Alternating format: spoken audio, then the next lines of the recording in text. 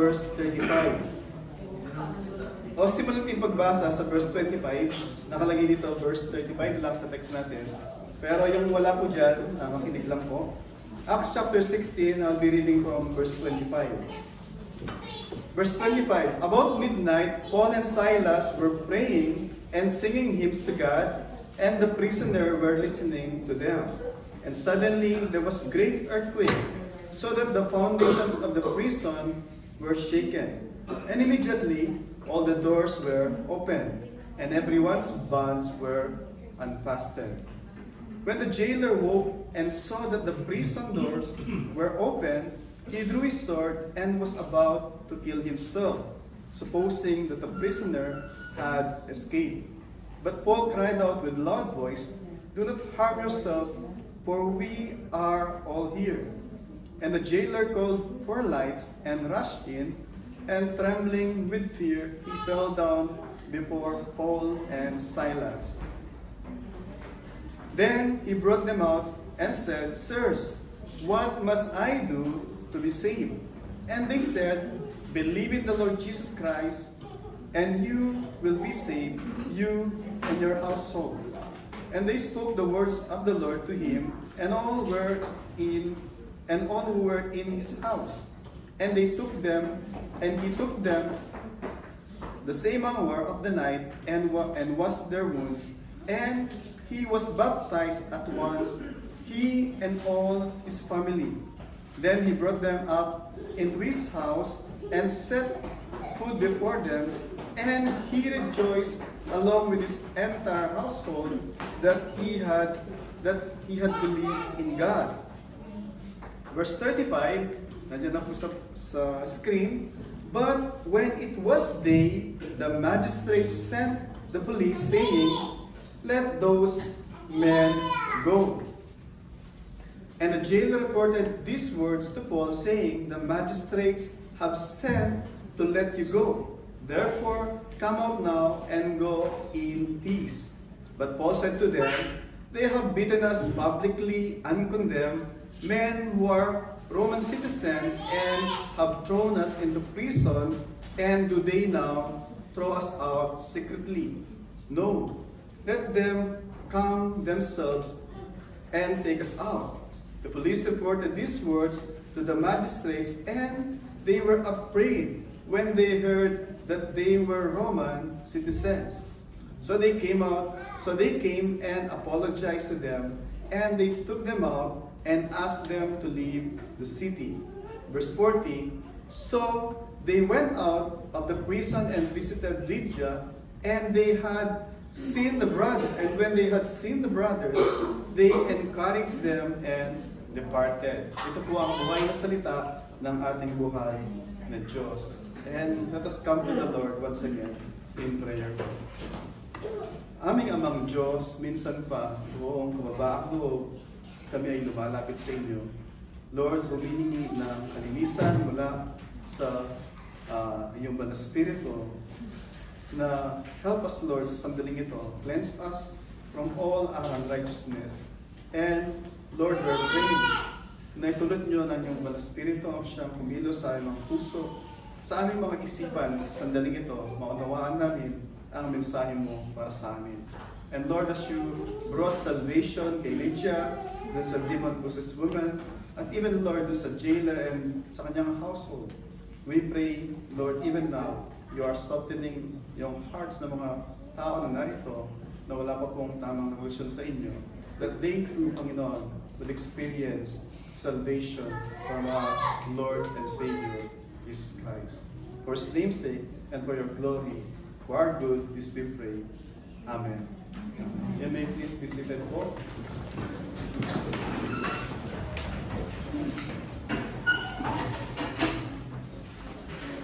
So makita po natin yung kwento. Ito ay continuation ng kwento nung nakaraan.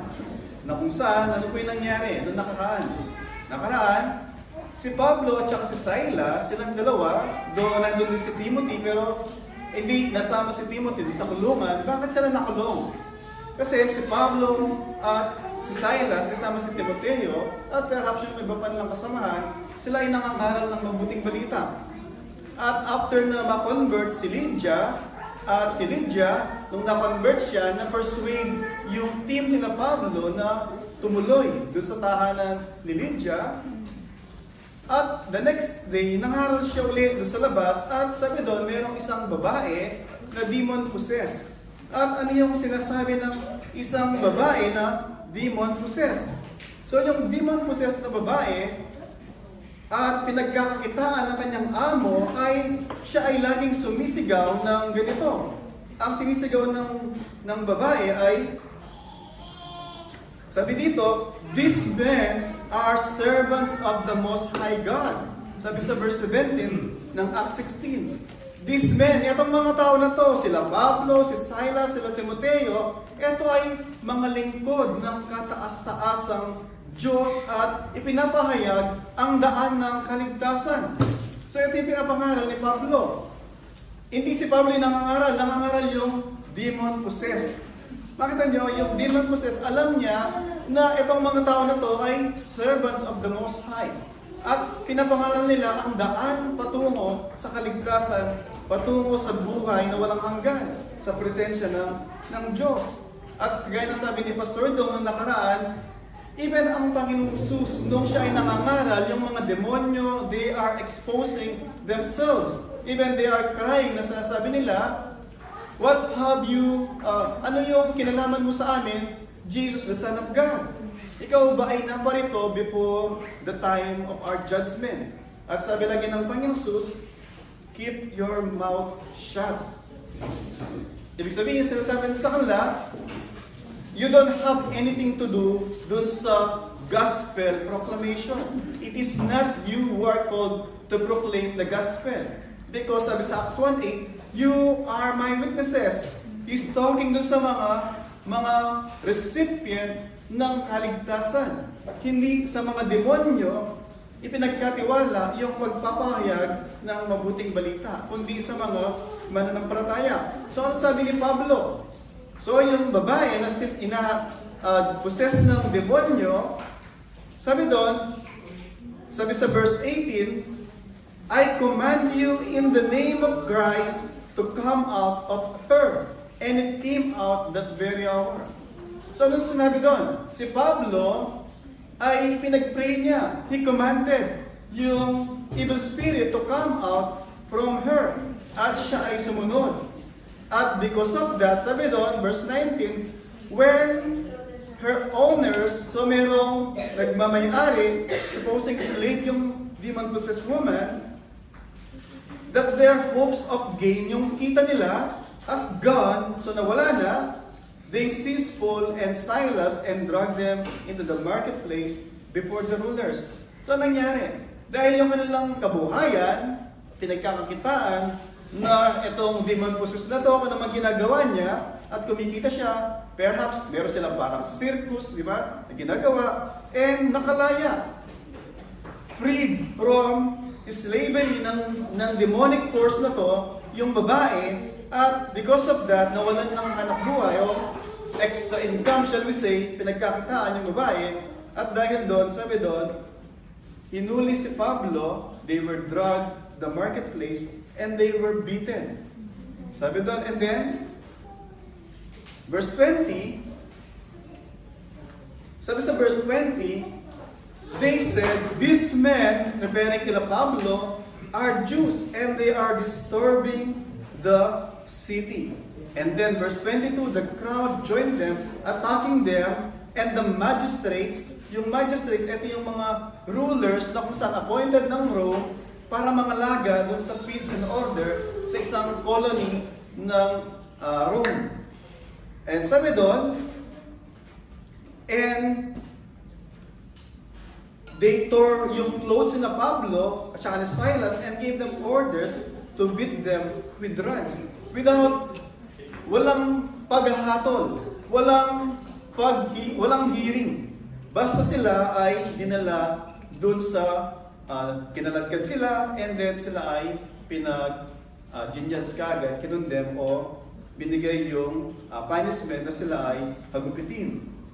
And verse 23, and when they had inflicted many blows upon them, they threw themselves, yung threw doon, ay violent na ibig sabihin na sila ay basta tinapon dun sa after silang mahagupit, and then sila ay basta-basta, sabi doon, they were thrown dun sa prison and ordering the jailer to keep them safely. So nangyari, so after silang mahagupit, basta sila tinapon dun sa prison, and then habang sila ay nasa kulungan, nilagyan sila ng nakapastel na metal doon sa kanilang mga paanan. Usually ito ay parang bola na metal para hindi sila basta makatakas. So parang ganun ka-criminal yung mga lingkod ng Diyos na ito. It's to shame yung sila Pablo, kaya ginawa ng lahat ng yun. Publicly, they were beaten, and then publicly din pinakita na sila ay dinala sa kulungan. So habang nasa kulungan sila, imagine niyo, gusto mo imagine niyo, ginagawa mo yung nais ng Panginoon, gusto mo pumunta sa Asia para mangaral, sabi ng Diyos, Pablo, huwag dyan. Kung gusto mo pumunta sa kaliwa, sabi ng Diyos, Pablo, huwag dyan. And then, nakita ka ng pangitain, meron isang lalaki sa Macedonia, tumatawag, come help us. Ibig sabihin, preach to us the gospel. And narinig mo na tinatawagan ka ng Diyos na pumunta sa isang lugar na hindi pa naririnig yung mabuting balita, at ikaw ay faithfully sumunod sa Diyos, pumunta ka. And so, may naku-convert. Na-convert si Lydia sa pangangaral, na-convert yung demon-possessed woman, and then, for doing what's right, ano nangyari sa iyo? Ikaw ay pinagupit at dinala sa kulungan. So, anong gagawin mo? Oh Lord, kung kailan ako lumalapit sa iyo, kung kailan ako nag-church na, Lord, kung kailan kinat ko na yung dapat ikat, and then, Lord, ngayon pa nangyari lang to. I think, Lord, kailangan tapusin ko na itong church na to, Lord. Perhaps I have to go back, Lord, doon sa pinanggalingan ko. Maraming ganon. May mga narinig tayong ganon. Kung kailan ako nagganito, kung kailan yung kapatid ko nagkaganon, di ba? Kung ano-ano pa bang reason natin na ina-ascribe natin nakagagawa ng Panginoon o inallowed ng Panginoon, whether ito ay galing kay Satan, pero inallowed ng Panginoon because of our connection sa Panginoon at sa kanyang church. And so we stop yung ating relasyon sa Panginoon. Diba? May mga ganon. Pero si Pablo, makita natin, after silang hagupitin o they were beaten, then they were thrown violently doon sa kulungan, ano ginawa nila? On the night, after silang ilagay sa kulungan, they are singing praises. Oh God, you are holy, you are sovereign, you are in control. And perhaps narinig ng mga nandun sa kulungan, ano bang klase mga tao yung mga to? Sila ay ginagupit, perhaps masakit pa yung mga likod nila. And how come they can sing? They can praise God. It seems their God is impotent. Walang makayahan yung Diyos nila. Bakit yung Diyos nila inallowed na sila ay makulong? Right? Pero still they manage to sing praise to God. Yung praise is magpuri sa Diyos, dakilain ng Diyos. Sa kabila ng nangyayari sa kanila. And one of challenge sa ating mga Kristyano na nandito tayo sa lugar where we can worship freely. May aircon, merong maraming mga benefits na o maraming mga pribilehiyo na meron tayo na wala sa ibang lugar.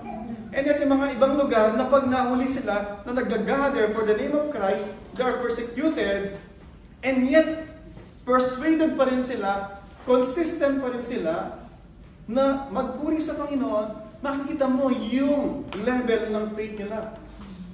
Pero minsan, sa atin, mame-measure mo yung sincerity mo, yung faith mo, kung hindi na conveniente, kung magpapatuloy ka pa rin.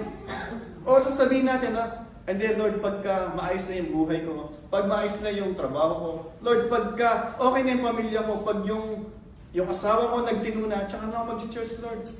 Lord, parang sinasabi mo, Lord, unless naayusin mo yung mga to, I don't have anything to do sa iyo. Binibigyan mo ng kondisyon ng Diyos. Pero makita natin sila Pablo, sabi nga, as they were singing praises to the Lord, yung prison cell ay yumanig. And then, I don't know kung gano'ng kalakas yung earthquake. Sabi doon, yung mga pintuan ay nangabuksan. At supposing na nakatakas yung mga prisoner, yung jail guard, he took yung kanyang sword and about to commit suicide. Pero sabi ni Pablo, relax, andito kami lahat. And sabi doon, on that same moment, sabi sa verse 31, verse 29, and the jailer, o verse 28, he cried out with a loud voice, sabi ni Pablo, do not harm yourself, for we are all here. And then sabi ng jailer, and the jailer called for light, and rushed in trembling, and fell down before Paul and Silas, and then he brought them out and said, Sirs, what must I do to be saved? Sabi ni Pastor Dong nung nakaraan, it is one of the most important question na usually hindi tinatanong. Diba? Lord, what must I do to be rich? You don't have to be rich. Ito yung isa sa pinakamahalaga na tanong na hindi tinatanong ng maraming tao. Usually, tinatanong natin, ano yung gagawin ko, Lord, para ako maging matagumpay? Lord, anong gagawin ko para yung asawa ko magtino? Di ba? Lord, ano yung gagawin ko para yung amo ko magustuhan ako? Pero itong tanong na to, what must I do to be saved?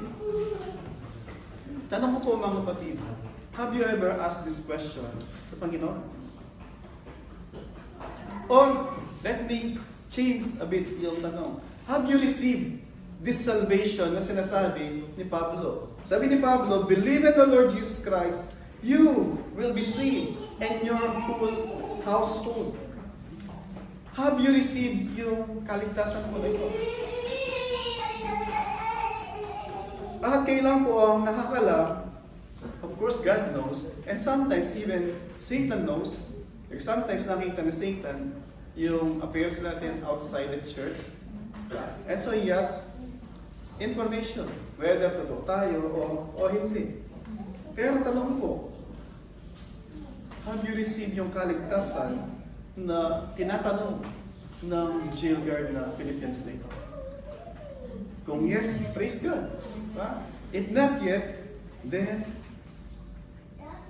salamat sa Diyos, tayo ay inimbitahan ng Panginoon. The same Diyos na nagligtas kay Lydia, the same Diyos na nagligtas dun sa demon-possessed, the same Diyos na nagligtas dun sa jail guard, is the same God who is willing to save us from our sins.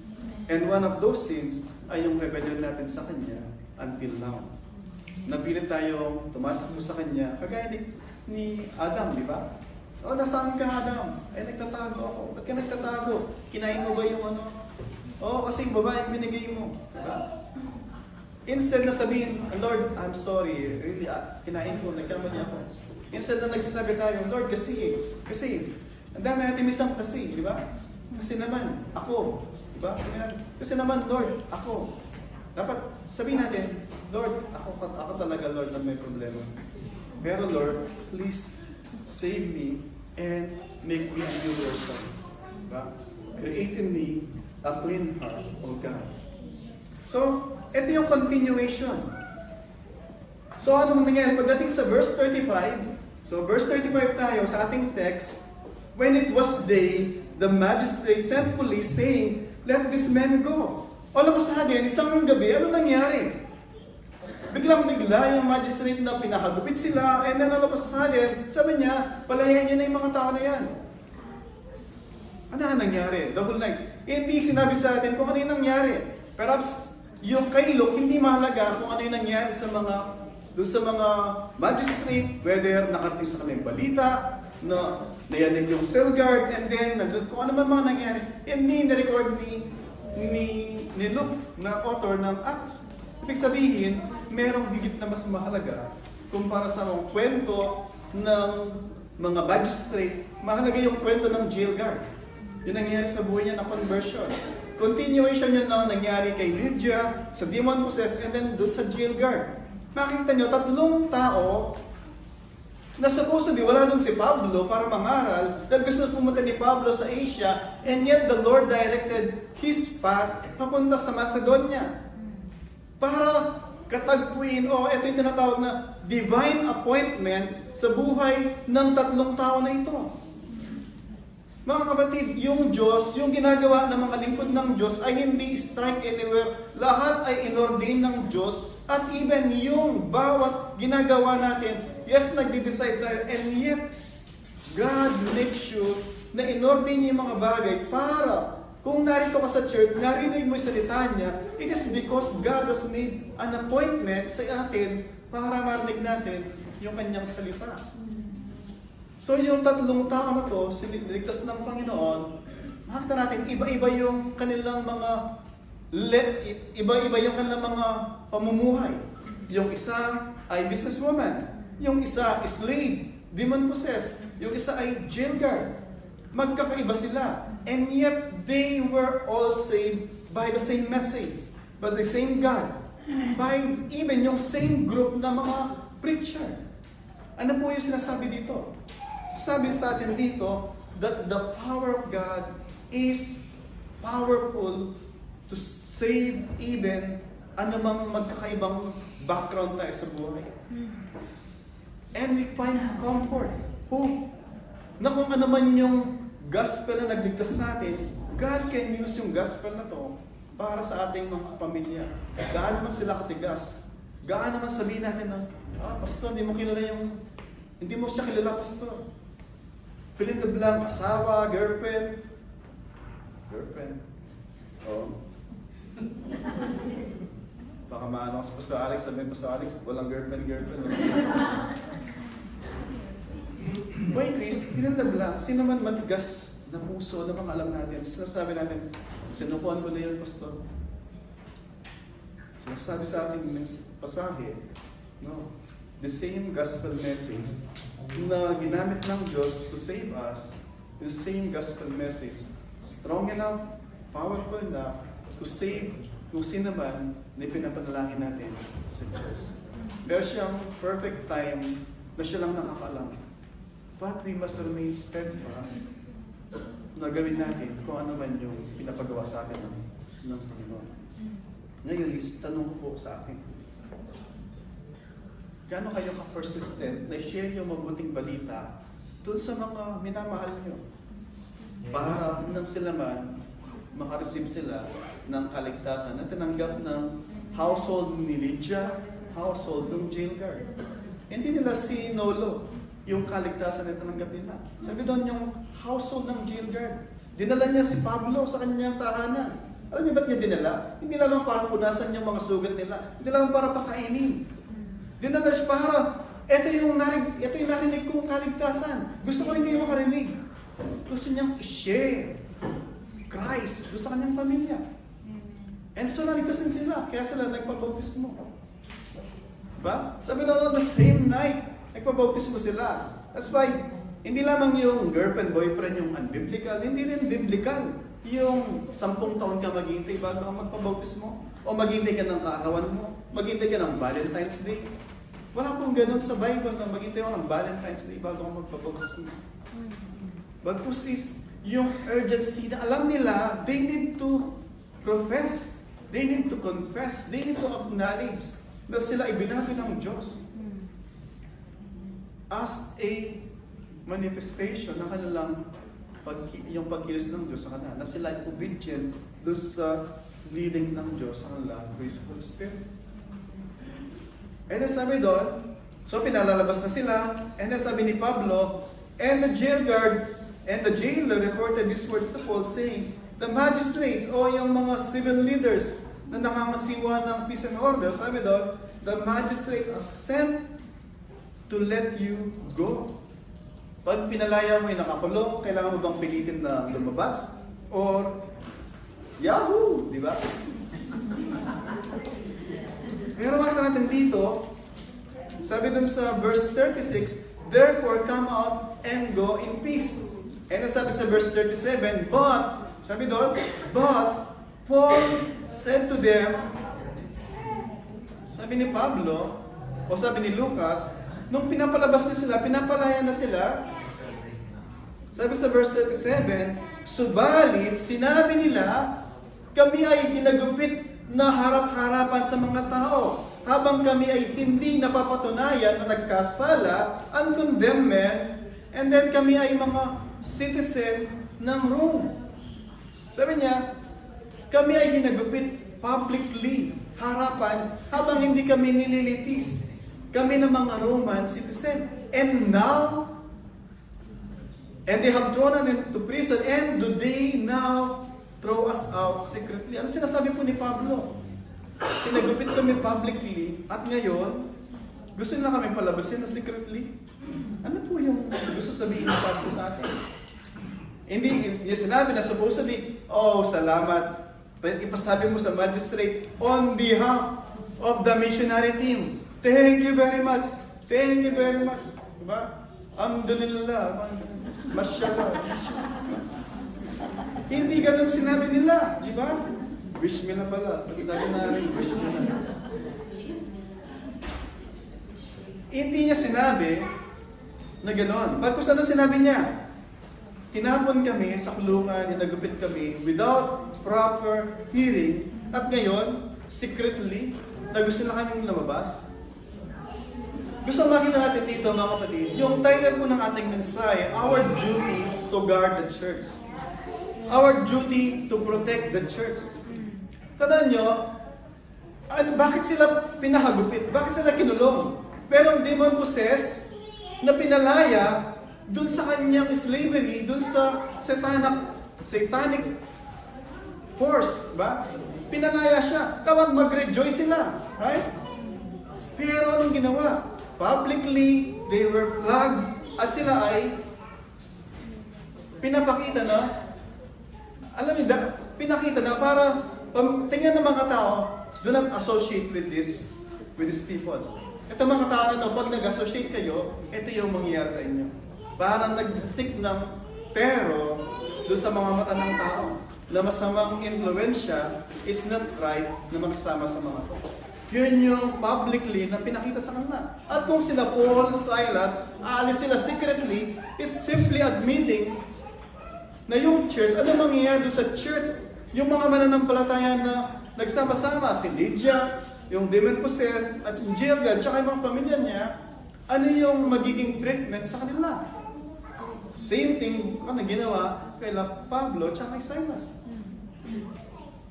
At si Pablo, hindi dahil sa Roman citizen siya, maraming beses si Pablo ay binato siya at even he was beaten many times. And he was quiet. Pero may mga time na kagaya nito that you have to stand. That we Christian, we also have rights.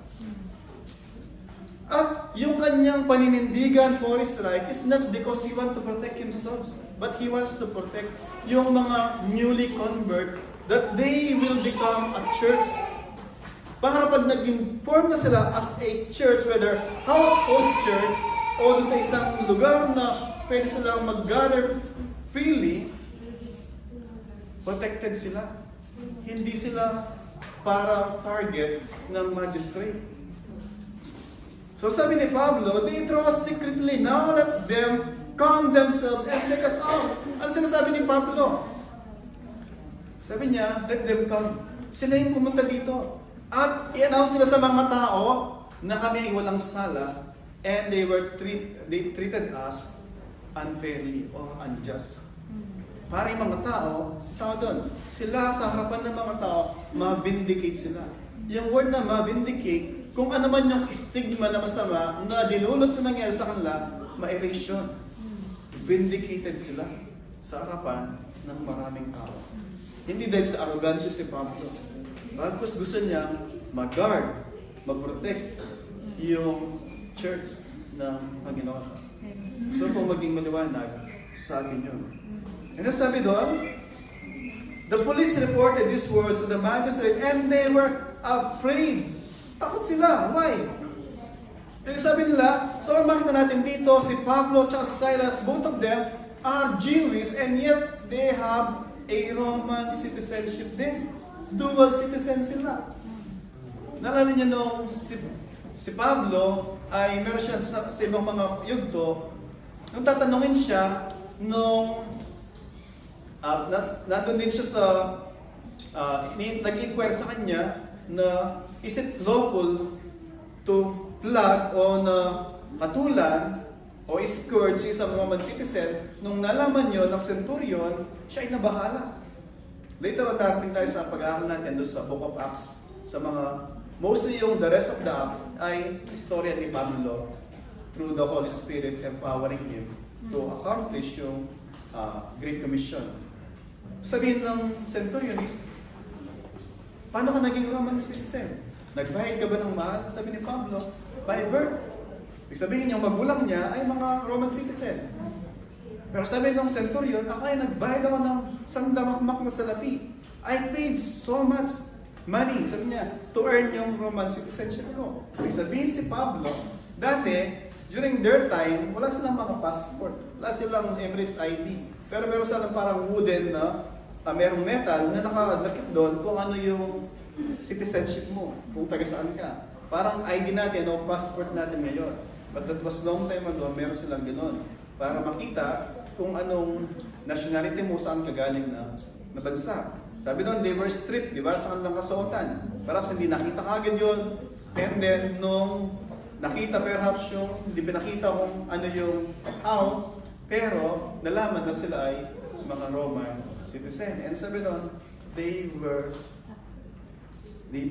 when they heard this, they were afraid. Yung word na afraid doon is, hindi yung reverence, bagkus yung nala niya nung si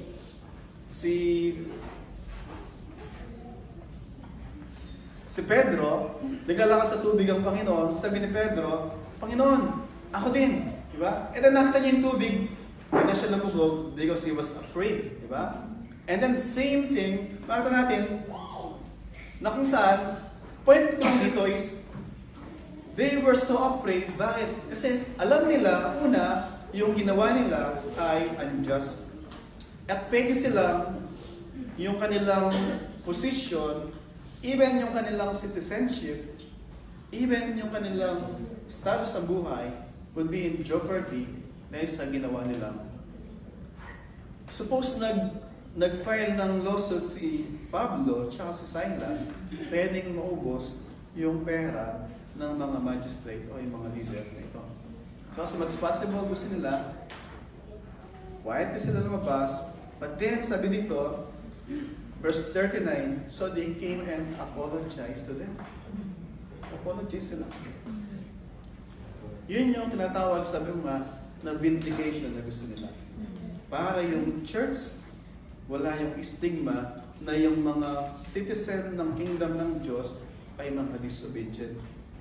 Hindi mga disobedient yung mga anak ng Diyos. Tayo ay marked by our obedience, number one, dun sa Diyos at sa society. Pag nagko-contradict yung law ng Diyos at saka yung law ng tao, we have to obey yung law ng Diyos pa rin. Alam niyo nung si Pedro at saka si John, una pinangaralan sila, na takot sila, di ba? And then, nung nabuhay muli ang Panginoon, nagpakita sa Kanya, then nag-start silang boldly nangaral. At sabi ng Sanhedrin, papalayan ko kayo, huwag na kayong mangangaral sa pangalan na to. And then, ang sabi nila, kanino kami susunod? Sa Diyos o sa inyo, kayo ang magpasya. Sabihin, sinasabi lang nila, we will obey God rather than man. Yun yung pagka yung law ng Diyos at saka yung law ng tao ay nagka-class. We have to obey yung law ng Diyos. Okay po? Pero kung hindi nagko-contradict, we have to respect, we have to obey yung law ng government.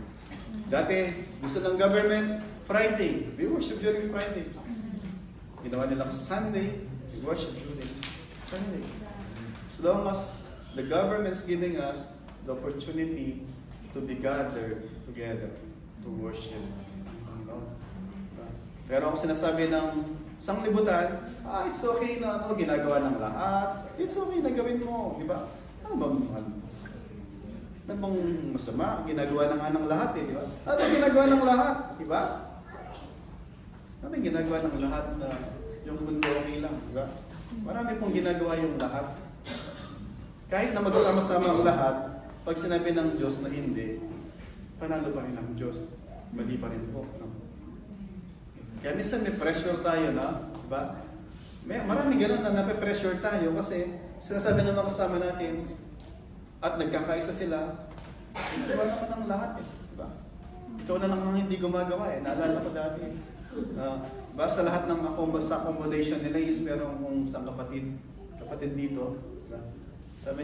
Sabi sa kanya ng ginagawa na nga ng lahat eh, di ba? Meron lahat merong Abdul, may Muhammad, may kung ano pa man.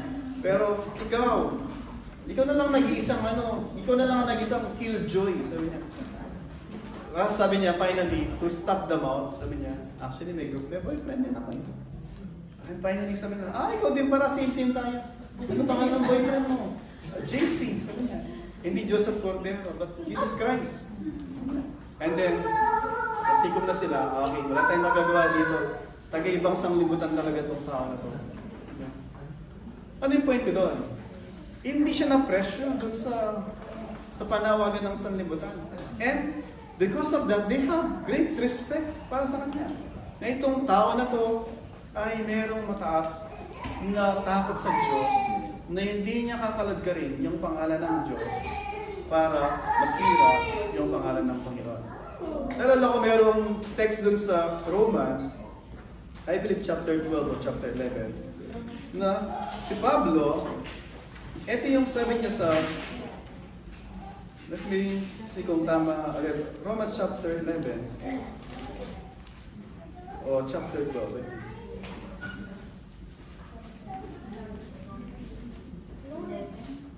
Or, sabi ni, it's somewhere, sabi niya. Sabi ni Pablo, the name of the Lord is blasphemed, I think, the name of the Lord is blasphemed among the people because of you.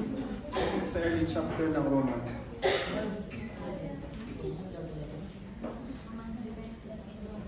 Ano po yan? Yan nagsalita.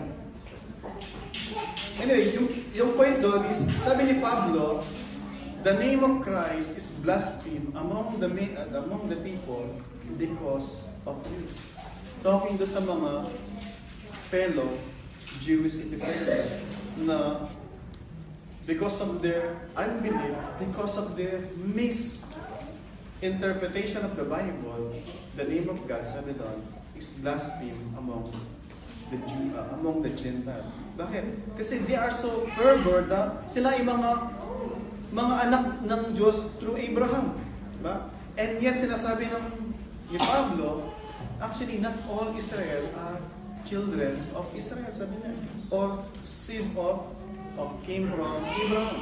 But only those who has faith in Christ Jesus, yun ang mga tunay na anak ni Abraham. So hindi ka anak ni Abraham simply by your genes or by your ethnicity, but by faith sa Panginoong Jesus. Going back sa ating text, sabi niya, so they came and apologized to them, and they took them out and asked them to leave the city. So ngayon is, ito yung utos sa kanila. Okay, nag-apologize na kami. Please go. Niya. Alis na kayo. Okay, then, para silang, amblis sila, parang the flash, nawala sila. Hindi po ganun yung nangyari. Gusto mo makita nyo, yung encouragement na meron sa mga lingkod ng Diyos na ito. Hindi sila meron ng persecution, and then all of a sudden, they exit na parang bula. Sabi pagdating sa verse 39, o sa verse 40, so they went out from prison and visited Lydia. And then, sabi dito, and when they had seen the brothers, binisita si Lydia, presumably, nandun na yung mga, sabi ng brothers. It could be si Luke nandun, si Timothy nandun, pero it could be also, nandun na rin yung jail guard, nandun na rin yung kanyang pamilya, at nandun na rin perhaps doon yung demon-possessed woman. Nandun na sila sa tahanan ni Lydia, gathered as a household church.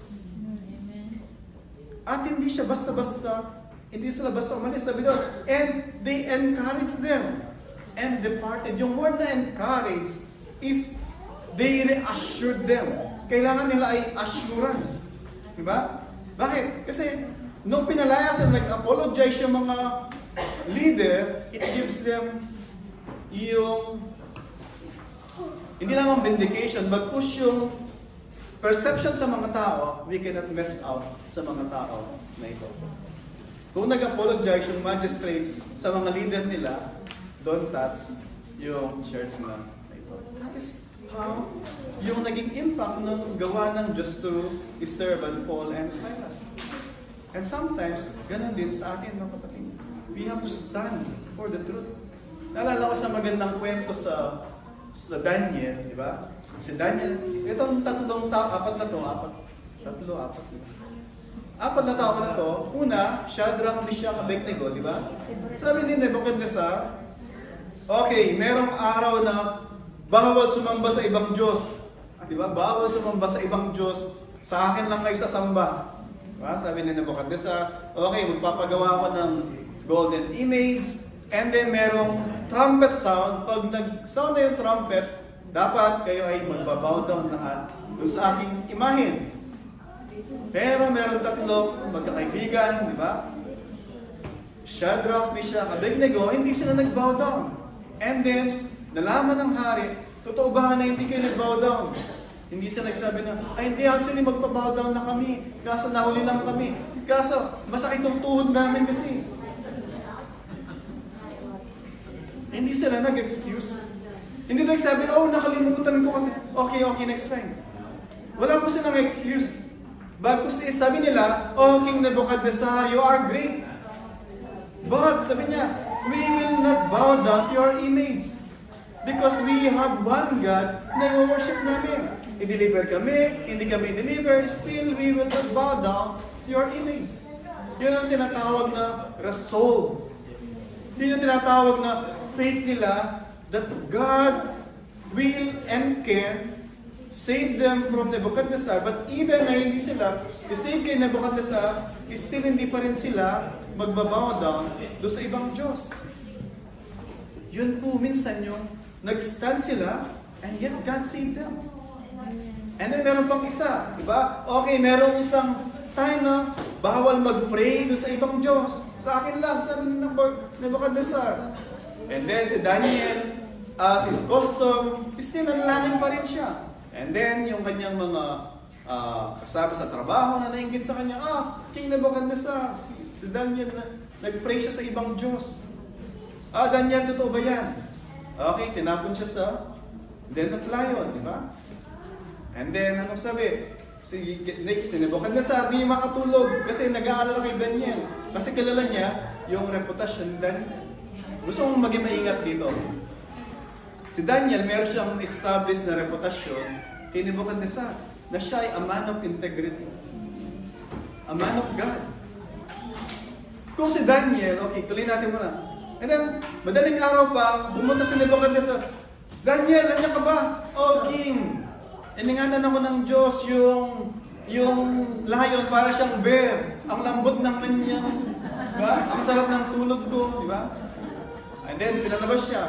And then, sabi ni King Nebuchadnezzar, okay, yung mga dahilan bakit si Daniel ay napagkaisahan, itapon niyo sila sa den, doon sa kulungan ng lion. Sabi doon, hindi pa sila nalalaglag. Diba? Nasa taas pa sila, pababa pa lang. Diba? Para silang yung shark. Diba? Nilapa sila kagad ng lion. Ano yung point ko doon? There are times we have to stand for the truth no matter yung consequence. Hindi, alam ni Daniel na Shadrach, Meshach, Abednego na God can protect them. But whether God will protect them or not, is still, para sa kanila, if mamamatay sila, they will go to be with the Lord. If God will preserve them, they will still serve the King. Ano po yung point doon? Whether in life or in death, they are belong to the Lord. But they will do what pleases yung Diyos na kanilang sinasamba. Yun po yung kanilang asal. Si Pablo, pinapalis sila. Nag-stand sila for the truth, and then bago sa alis sila. Pero may twist. Mamaya papakita yung twist. So umalis sila, pero bago yun, they reassured yung mga kapatiran, yung church, that God, number one, is sovereign, and they continue yung preaching of the gospel. In the meantime,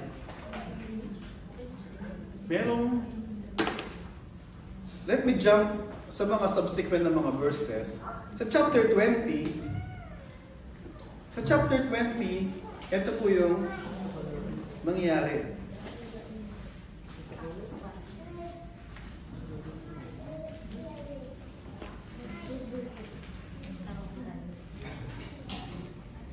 Sabi sa verse 6, sa Acts chapter 20, lagi si Luke, na writer ng Book of Acts, nung nag-join siya sa group, ginamit niya yung word na, dati, they, and then we. Binabanggit doon sa simula sa chapter 16, verse 8. Para makita niyo yung gusto kong sabihin. Sa Acts chapter 16, nung nagsimula yung second missionary journey, and then sabi doon sa, like example, magbabasa ko ng isang verse. Verse 7 ng Acts chapter 16. When they had come up to mission, they yung gamit niya. Ibig sabihin si Lucas, na writer ng Acts, hindi pa siya kasama doon sa missionary group. Pagdating sa verse 9, and a vision appeared to Paul at the night, and a man of Macedonia was standing there, urging him, saying, come to Macedonia and help us. Verse 10, and when Paul had seen the vision, immediately we, sabi niya. So, yun yung start ng si Lucas ay nakasama na sa group. Simula sa verse 10, we, sabi niya. Verse 8, they. Verse 10, we. Ibig sabihin kasama na si Lucas doon sa group. Bakit ko sinasabi yun? Until doon sa Acts chapter na pinag-aaral natin, hanggang pagdating sa chapter 20, gamit niya yung we. Yung we, di ba? Pero, hindi. Pagdating sa Acts chapter 16, verse 30 or 40, they departed, right? Sabi doon, let me read again, verse 40, nandyan. So, they went out from the prison, yung they, si Lucas, at si Pablo, tsaka si Silas, they, yun yung they, hindi we, di ba? Kasi di naman nakulong si Luke. And then sabi doon, and when they had seen the brothers, they, yung they, gamit niya, nagsabihin, si Luke, si Paul, at saka si Silas. They, sabi niya, nagsabihin, si Lucas, na writer ng Acts, nag-stay siya doon sa newly formed church na ito. Hindi siya sumama kay Pablo at saka kay Silas para sa kanilang next missionary journey. Someone has to be with them dahil big church pa sila. At inayaan ni Pablo na si Lucas ay samahan sila na establish yung church sa Philippi. Yung church na to, ito yung church in Philippi. Pagdating sa Acts chapter 20, sabi dito verse 15, this went on ahead and were waiting for, sabi niya, and were waiting for us at Troas, but we sailed away from Philippi. Ibig sabihin, yun yung time. Sa chapter 20 na si Lucas ay sasama na uli kila Pablo. Ano po yung point ko doon? Ito yung heart ng Diyos in establishing churches. To guard yung church na bagong start, na bagong establish, na basta iwanan lang nila. Hindi. They made sure, kailangan nila si Lucas. Perhaps si Lucas ay isang physician, di ba? Kailangan ni Pablo. Pero mas kailangan ng church someone na, kahit pinapalis na sila Pablo at si Silas, someone from their team na kinakailangan mag-stay para ma-establish yung church. Amen. Yan po yung heart ng Diyos. Ganun siya, yung pagnanais niya na masigurado yung health ng church. So, ganun din po tayo mga kapatid. Pagbabasahin nyo later on, si Pablo, susulat siya sa 2 Corinthians chapter 8, verse 1, sabi niya, 2 Corinthians chapter 8, verse 1, sabi niya, nung meron ng taggutom o merong kinakailangan na sa Jerusalem, merong poverty. Dahil tandaan nyo, sa Jerusalem, sabi doon, sa merong famine, si Pablo ay nanghihingi siya ng tulong, hindi para sa kanyang sarili, para sa mga mananampalataya sa Jerusalem. Sabi sa 2 Corinthians chapter 8, verse 1, to the Macedonians, sabi niya, in their deep poverty, they urge us, they beg us to participate in giving to the saints in Jerusalem. Yung Macedonian church na yon, composed siya ng Philippi, Thessalonica, at saka yung mga Berean. Ano yung sinasabi ni Pablo? Even pagbabasahin niya yung sa Philippians chapter 4, sabi niya, let me open yung Philippians. Kasi pinag-usapan natin na Acts chapter 6 na to, church in Philippi na ma-establish. Let me just read couple of passages sa Philippians. Gusto ko lang makita natin, in guarding the church, in protecting the church, dapat alam natin yung heart ng Diyos towards the church. Let me read yung Philippians chapter 4, verse 19. Ito na yung sinasabi ni Pablo, yung kanyang benediction niya. Sabi niya, and my God will supply every need of yours according to the riches of His glory. Pero, bago pa yon, sinasabi niya, God will supply, nang hihingi siya ng tulong para sa Jerusalem. Pero, even bago yon, pag titingnan nyo, sabi ni Pablo,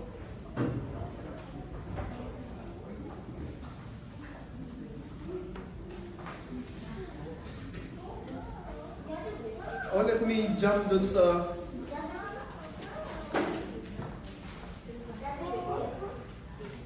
si Pablo, sinasabi niya na nung nangangailangan yung mga let me read yung sa 2 Corinthians. 2 Corinthians chapter 8, verse 1.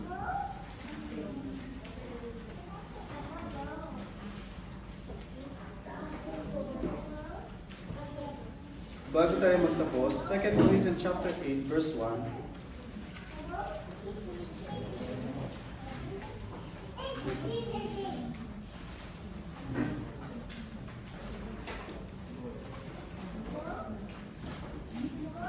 Sabi po dito, 8:1, we want you to know, brothers, about the grace of God has been given among the churches in Macedonia. Ito sabi ko kanina, sabi niya, for in severe affliction, their abundance of joy and their extreme poverty have overflowed in wealth and of generosity on their part.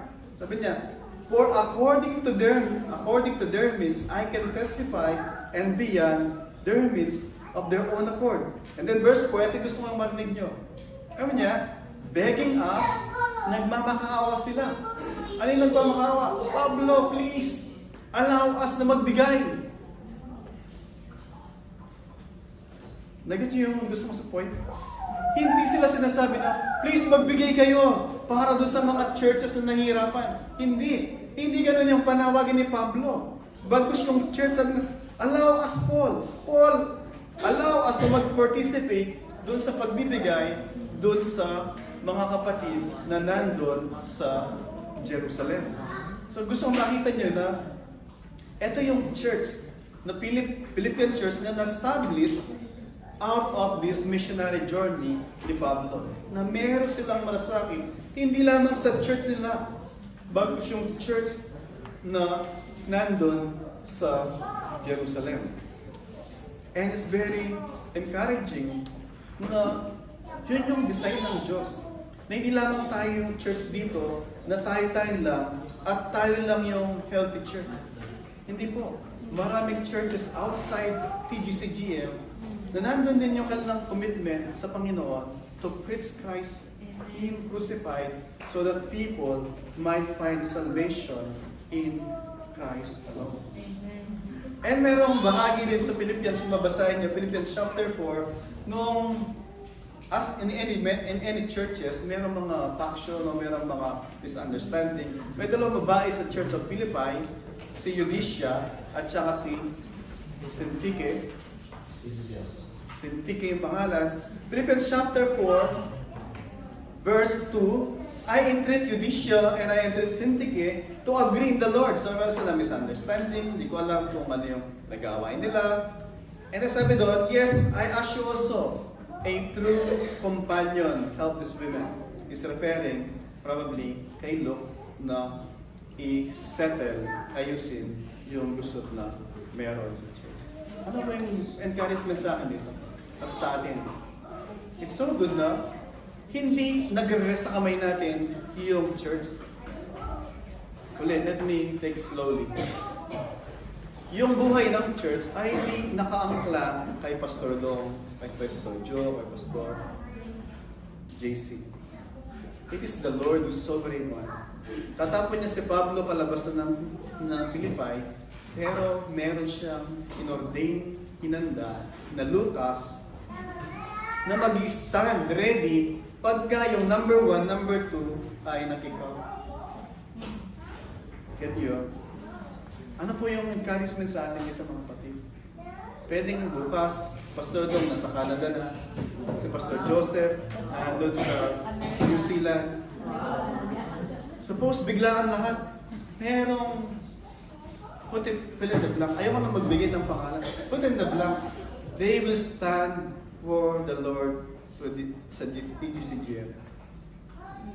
Hindi sa magsasabi na, wala na si Pastor Dong, wala na si Pastor Joe.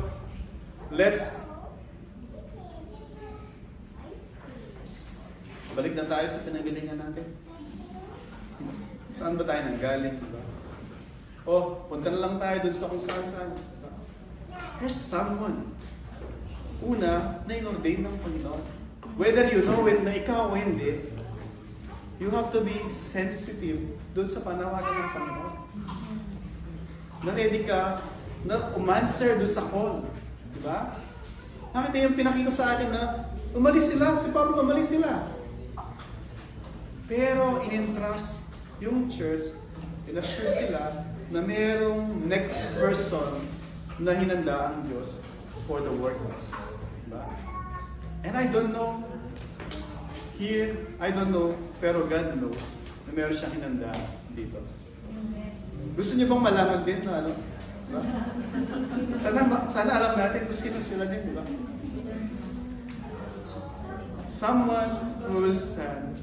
Someone, it's not just about standing. It's so easy to stand. But to stand for the truth. To stand kung ano yung pinipreach natin. To stand kung ano yung nais ng Panginoon. Simply standing, kung hindi ka sa katotohanan, you will cause trouble. You will cause yung church na mapunta doon sa hindi dapat puntahan. Diba? Kaya sabi kanina sa pag-anak sa Joshua, do not turn to the right, to the left, but follow yung sinasabi ng salita ng Panginoon. We don't re-engineer. We don't make a rocket science kung ano yung tuturo natin. Nandito na lahat, all we have to do is to serve yung niluto na ng Panginoon. Diba? Nag-walk. And I pray, mga kapatid, yung nga, kung paano yung church na to na-establish out of a businesswoman, demon-possessed, jail guard, magkakaiba sila ng social status, magkakaiba sila ng livelihood, hindi sila para-para ng lengguwahe, perhaps na mga puro engineer, na puro mayaman, magkakaiba sila. And yet, paano sila nagkaisa? Wala silang, yung tanging, isa ganito, di ba? Sabi, blood is thicker than water. Actually, I agree doon. Blood is thicker than water. But, which blood pinag-usapan natin?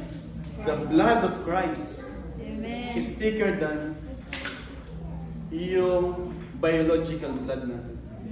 Yun yung nag-unite sa atin. That's why pag nagsabi na, hindi naman tayo biologically related pero by blood, we are blood related. The blood of Christ unites us. Iba-iba yung estado natin sa buhay, iba-iba yung kabuhayan natin, iba-iba yung level natin sa buhay. Pero lahat tayo kay Kristo ay magkakapatid. We have to take care sa bawat isa. We have to protect. We have to guard yung church. At sino ba yung church? Hindi itong building na to. Ay po yun. So pag kami nagsasabi sa isang kapatid, si ano, ganyan naman yan, di ba? Tapos alam mo ba na namatay si Kristo para sa sinasabi mo na yan? Si ano, ganyan naman yan. Alam mo ba na si Christ namatay para yan? Sino tayo para matahin, para sirain yung pinagbigyan ng buhay ng Kristo? Amin po sila. Do not entertain. Pagka mayroong mga gano'n na, tell them. And then give them godly advice. Huwag kang makikisaw-saw na. Minsan, it's sad na para makapil ka na kaisa kanila. Then we will, okay, ganyan talaga yan. I pray na we will not entertain yung mga ganun. At huwag din tayo maging cause ng ganun. Diba? Meron kaming rules sa bahay. Pag may problema sa bahay, bago magsumbong kay Sister Allen, sabihin mo na sa akin, Sister John. Bago mo mag-chismis kay Sister Allen, sabihin mo muna sa akin kung ano yung sabihin mo sa kanya.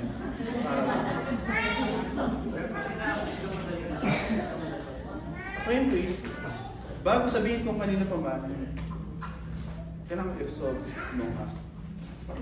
Kaya nga, sabi ni Pablo sa Romans, ano yung pinalaman ng unbeliever sa atin at church?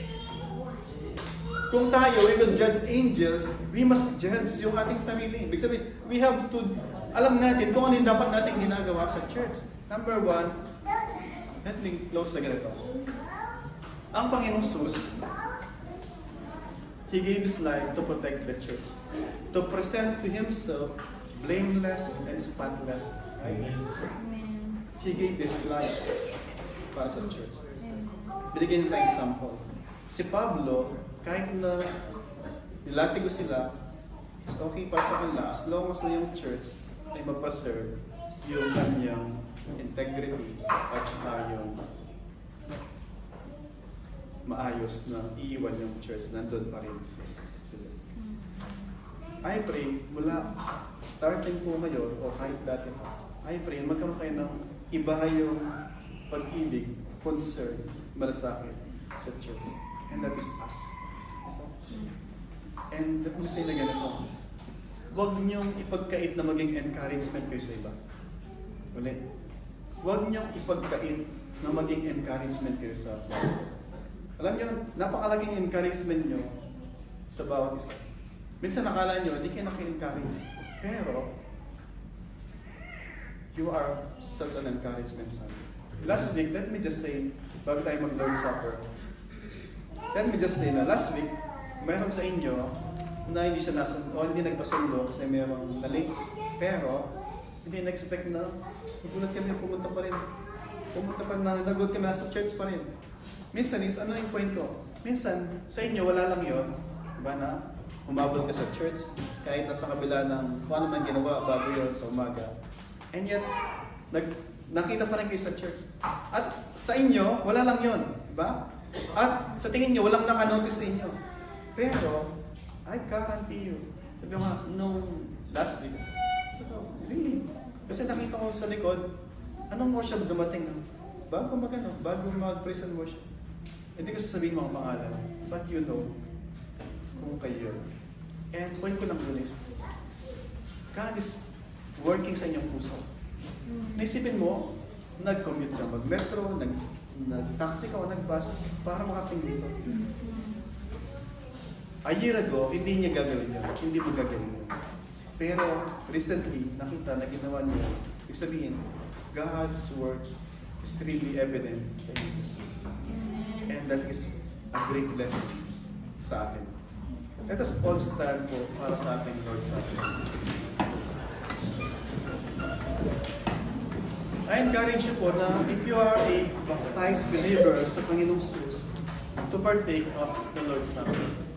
Kung hindi naman po, I plead to you na pray, mausap kayo sa Panginoon, Lord, help me to follow you. Help me to obey you. Help me kung anong dapat kong gawin. And Lord, help me na maunawaan ko yung nais mong gawin ko and help me to obey you, God. And, kausapin niyo po si Pastor Lo, Kung sa tingin nyo, kayo ay Kristiyano, pero unbaptized, we will do paano po yung dapat na gawin after yung kinausap sa pastor. So that Lord willing, next month, sama-sama po tayo na mag-partake ng Diyos.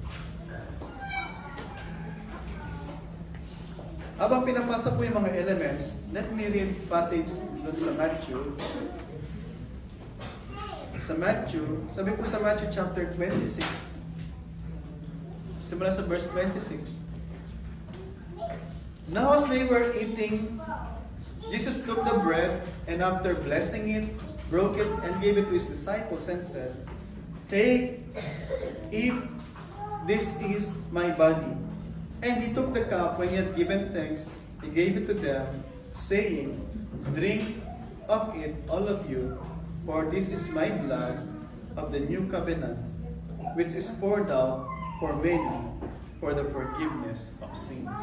Sabi po niya, it is poured out for many for the forgiveness of sin.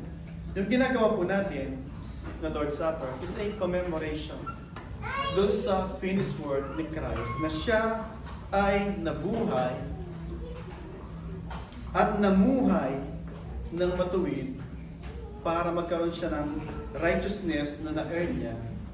At sa kanyang pamumuhay na matuwid, tayo na makasalanan, ibibigay niya yung kanyang righteousness para nang tayo ba na walang righteousness, na walang katwiran, sa pamamagitan ng ating pakikisa sa kanya, tayo ay bibigyan ng righteousness ni Kristo. So that when God looks at us, all He see ay yung righteousness ni Kristo na pinagkaloob sa atin. At when God looks at Christ dun sa krus, all God can see ay yung ating kasalanan.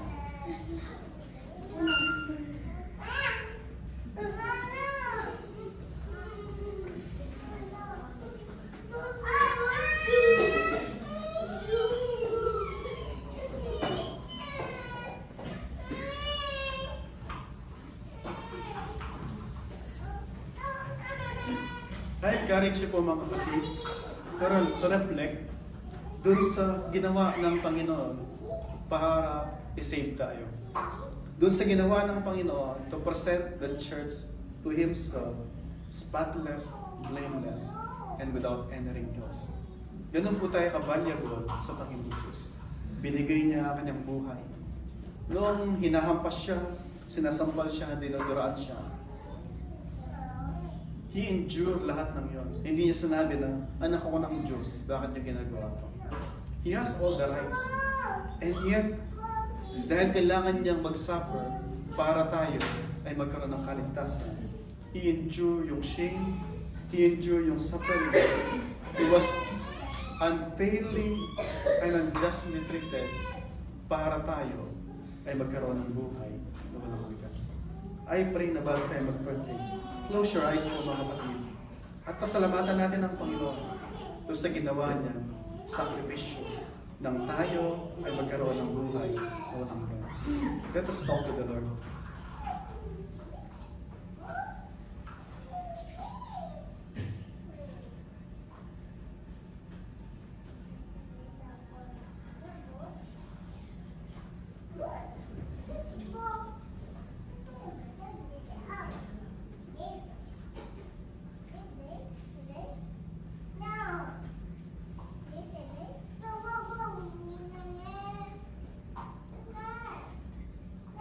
Lord, we are not worthy to receive your God, but by the blood of the Lord Jesus Christ, by your grace, O God, you have counted us righteous because of the righteousness of our Savior Jesus Christ.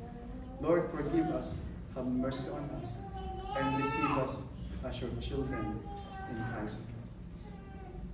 For the glory of your glorious grace and Christ's name, Lord, we partake of this commemoration. In Christ's name, our Lord. Let us all partake to some Lord's Supper.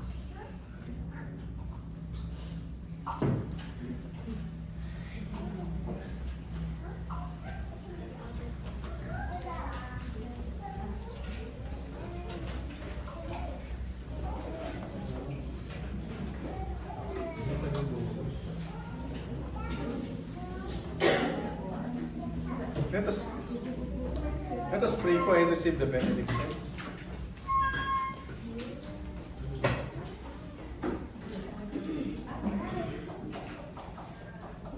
Lord, muli maraming salamat, Panginoon, sa tala ng iyong mga salita na aming natunghayan sa hapon ito. Pagpapakita, Panginoon, kung paano, Lord, kinilos mo ang iyong mga lingkod, and by your grace and by your Holy Spirit, you have caused them, Panginoon, na to endure and even to stand for what's right, to protect, to guard your church at its early establishment, Panginoon.